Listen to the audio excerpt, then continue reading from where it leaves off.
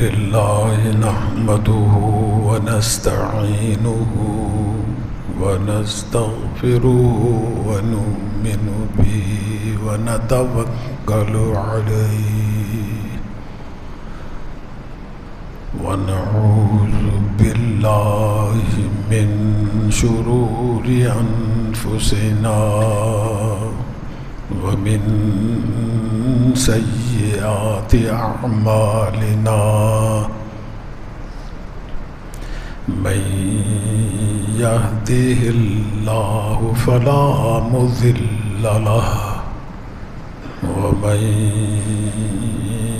يضلله فلا هادي له ونشهد أن لا إله إلا الله وحده لا شريك له ونشهد أن سيدنا ونبينا ومولانا محمدا عبده ورسوله صلى الله تعالى على خير خلقه محمد وآله وأصحابه أجمعين أما بعد عن عقبة بن عامر رضي الله تعالى عنه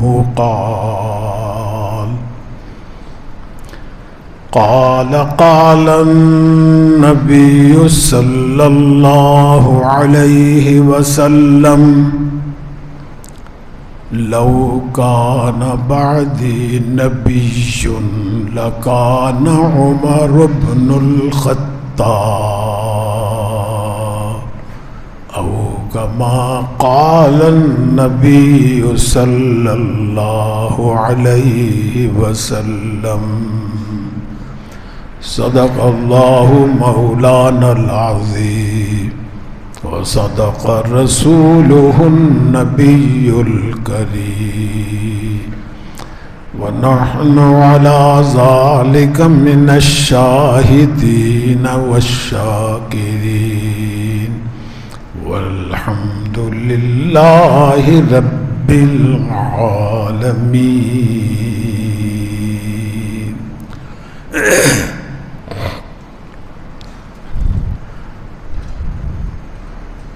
بزرگان محترم اور برادران عزیز، اس مختصر سی نشست میں آپ کی خدمت میں ایک مختصر سا ارشاد گرامی سرکار دو عالم صلی اللہ علیہ وسلم کا پیش کیا گیا ہے، جس میں تاریخ اسلام ہی نہیں بلکہ تاریخ انسانیت کے، انسانوں کی تاریخ کے، پوری دنیا کی تاریخ کی ایک بہت بڑی شخصیت کا ذکر کیا جا رہا ہے، اور ذکر کرنے والے سرور دو عالم صلی اللہ علیہ وسلم، اور جن کا ذکر کیا جا رہا ہے وہ مراد سرکار ہیں۔ خود حضور اکرم صلی اللہ علیہ وسلم نے اللہ تعالیٰ سے دعا کر کر کے ان کو اسلام کے اندر داخل ہونے کی توفیق عطا فرمائی اللہ تعالیٰ نے، اور وہ شخصیت ہے خلفائے راشدین میں سے خلیفہ ثانی ہیں، اور امیر المومنین بھی ہیں، خلیفۃ المسلمین بھی ہیں، سرکار دو عالم صلی اللہ علیہ وسلم کے سسر بھی ہیں،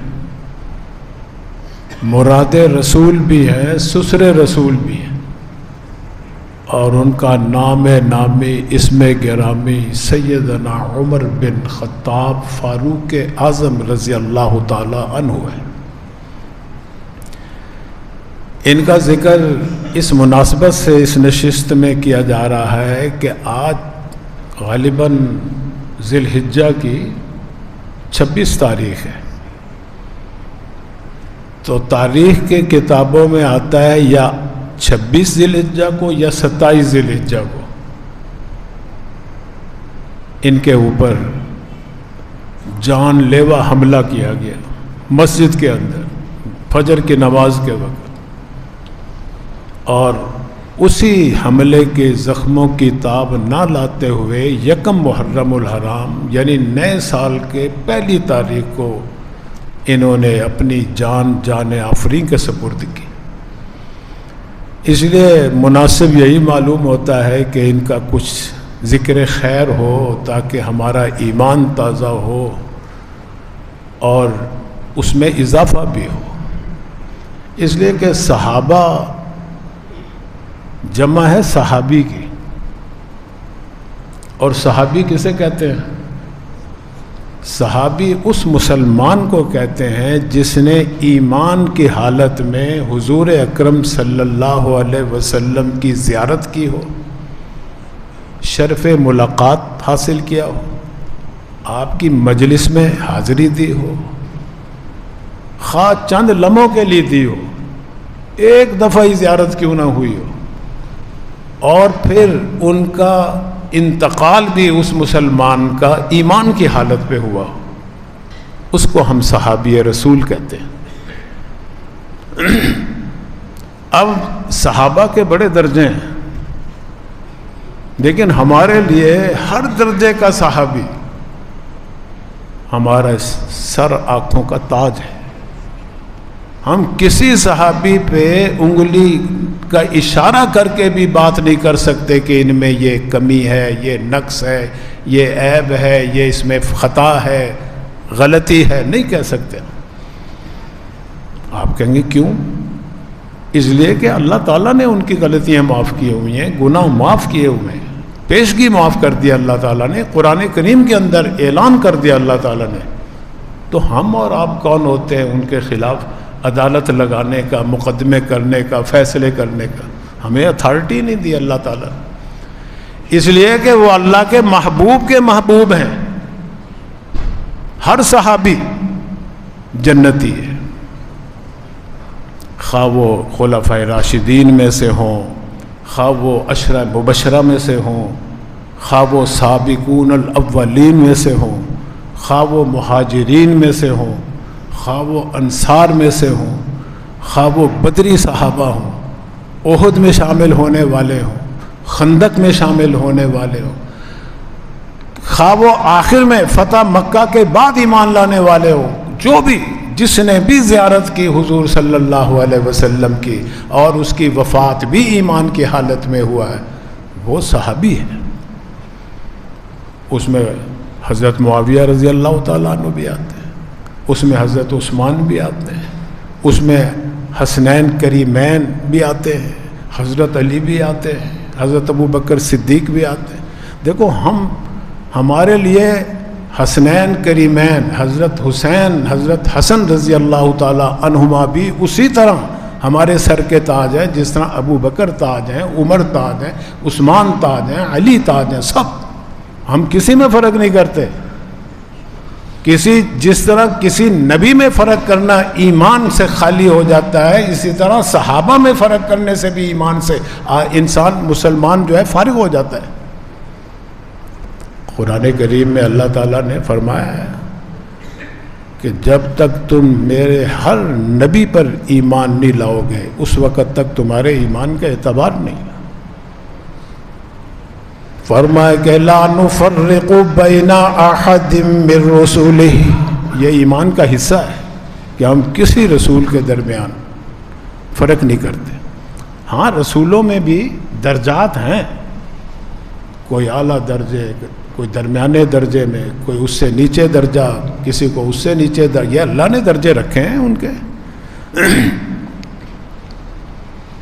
فرمائے کہ تلک الرسل فضلنا بعضهم على بعض منهم من کلم اللہ ورفع بعضهم درجات۔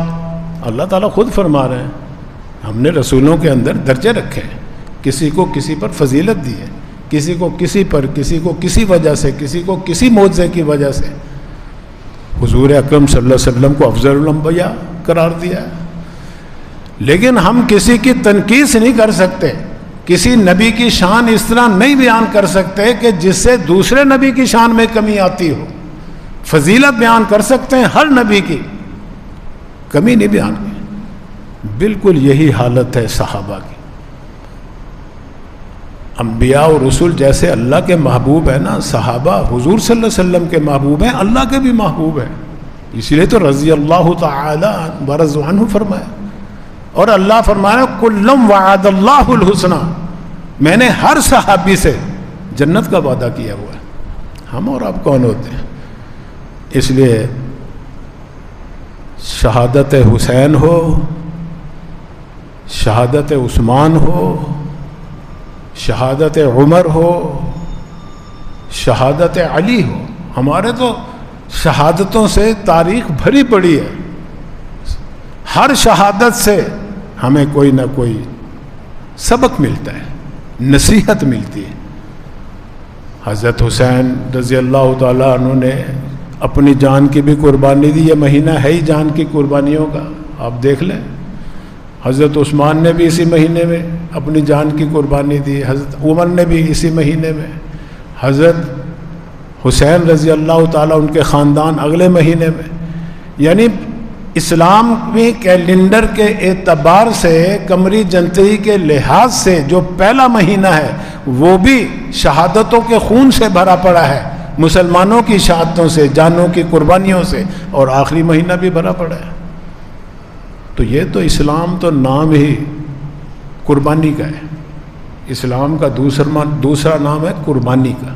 خواہ وہ آپ جان کی قربانی پیش کریں، جانور کی قربانی پیش کریں، اپنے مال کی قربانی پیش کریں، وقت کی قربانی پیش کریں، خواہشات نفسانی کی قربانیاں پیش کریں، اسلام اس کا نام ہے۔ حضرت عمر رضی اللہ تعالیٰ عنہ کا عدل و انصاف پوری دنیا کے اندر مشہور تھا۔ آپ نے ایسے ایسے فیصلے کیے، خود مسلمانوں کے خلاف جاتے تھے اور کفار کے حق میں جاتے تھے، اور وہ عدل انصاف کا تقاضا ہی یہی تھا۔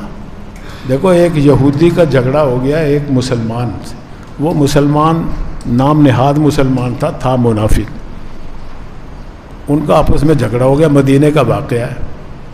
اب جی کہاں لے کر جائیں فیصلہ کروانے کے لیے؟ یہودی کہنے لگا، یہودی کہ محمد کے پاس چلتے ہیں، حالانکہ وہ اللہ کا نبی بھی نہیں مانتا، لیکن ان کو یہ اعتبار تھا، یقین تھا کہ محمد جو فیصلہ کرے گا وہ حق کے بنا پر کرے گا، سچ کرے گا، عدل و انصاف کے مطابق کرے گا۔ اور وہ مسلمان منافق جو تھا وہ کہتا تھا کہ نہیں، ہم کعب بن اشرف کے پاس جاتے ہیں فیصلہ کروانے۔ کعب بن اشرف یہودیوں کا بڑا سردار تھا۔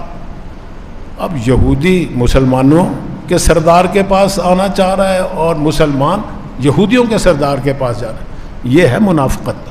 جیسے آج ہماری منافقت ہے کہ ہم بھی دوسروں کے پیچھے چلتے ہیں، محمد کے پیچھے نہیں چلتے، اللہ کے حکم کے پیچھے نہیں چلتے، وہ تو حکم ہمارے پیچھے ہے، آگے تو ہمارے جو دشمنان اسلام، جو دشمنان دین ہیں، ان کے حکم پہ چلتے ہیں ہم، یہ منافقت ہے۔ بہرحال اس نے شرم دلائی کہ یار تم مسلمان ہو اور یہ تم نبی کہتے ہو، نبی سے بڑھ کر بھی کوئی سردار ہوتا ہے؟ محمد کو نبی مانتے؟ کہتے ہاں نبی تو مانتے، لیکن وہ ظاہری طور پہ مانتا تھا، اندر سے نہیں مانتا تھا۔ خیر دونوں کا طے ہو گیا، دونوں سرکار کی خدمت میں چلے گئے، حضور اکرم صلی اللہ علیہ وسلم نے دونوں کا مقدمہ سماعت کیا، گواہیاں لگائیں اور پورے عدل و انصاف کے تقاضے پورے کر کے فیصلہ جو کیا وہ یہودی کے حق میں کیا کہ یہ سچا ہے، یہ حق پر ہے۔ فیصلہ ہو گیا۔ اب جناب باہر جب چلے تو مسلمان تو بڑا شرمندہ تھا کہ میری تو بڑی انسلٹ ہوگی مدینہ کے اندر کہ میں جھوٹا ثابت ہو گیا۔ کہنے لگا میں بھائی مطمئن نہیں ہوں اس فیصلے سے، ہم عمر کے پاس چلتے ہیں لے کر۔ تو وہ کہنے لگے چلو عمر کے پاس چلے جاؤ، کسی کے پاس چلے جاؤ۔ وہ دونوں عمر کے پاس چلے گئے۔ جب عمر کے پاس گئے تو یہودی نے یہ بتلا دیا کہ ہم محمد کے پاس ہو کر آ رہے ہیں، انہوں نے فیصلہ میرے حق میں کیا ہے، اس کے خلاف کیا ہے۔ حضرت عمر رضی اللہ تعالیٰ عنہ نے اس مسلمان سے، وہ بھی سمجھتے تھے کہ یہ مسلمان ہے، لیکن جب اس سے پوچھا ہاں بھئی یہ صحیح کہہ رہا ہے، گئے تھے محمد کے پاس صلی اللہ علیہ وسلم، کہ جی ہاں گئے تھے، پھر کس کے خلاف فیصلہ ہوا، کس کے حق میں؟ کہنے لگے جی حق اسی کے حق میں فیصلہ ہوا، میرے خلاف ہوا۔ کہہ رہے اچھا چلو میں فیصلہ کرتا ہوں تمہارا۔ گھر گئے، اندر گئے، تلوار لے کر آئے اور آ کے اس کا گردن کاٹ دی، سر قلم کر دیا، اور فرمایا کہ جو محمد صلی اللہ علیہ وسلم جو اللہ کے نبی ہیں، جو ان کا فیصلہ نہیں مانے گا اس کا فیصلہ یوں ہوگا۔ یہ تھے عمر، تو مخالفتیں تو بڑی تھیں ان کی، اس وجہ سے کہ وہ قرآن اور حدیث، اللہ اور اللہ کے نبی کے حکم کے مطابق انہوں نے اپنا جو ہے نا عہد خلافت، ہر حکم اس کے مطابق چلتا تھا، بادشاہ ہو، فقیر ہو، امیر ہو، غریب ہو، کسی کی روح رعایت نہیں رکھتے تھے، عدل و انصاف کے تقاضے پورے کرتے تھے، اسی وجہ سے ان کو شہید کیا گیا۔ تو حسنین کریمین کی شہادت ہو، ان کے خاندان کی شہادت ہو، عمر کی شہادت ہو، عثمان و علی کی شہادت ہو، سب نے جان کی قربانی پیش کی اللہ کے حکم کی خاطر۔ اللہ کا حکم اتنا اہم ہے، توحید کی خاطر قربانی دی۔ حضرت ابراہیم علیہ السلام کی زندگی بھری پڑی ہے قربانیوں سے، کس کی خاطر؟ توحید کی خاطر۔ اللہ تعالی ہمیں بھی توحید پر مرنا جینا عطا فرمائے۔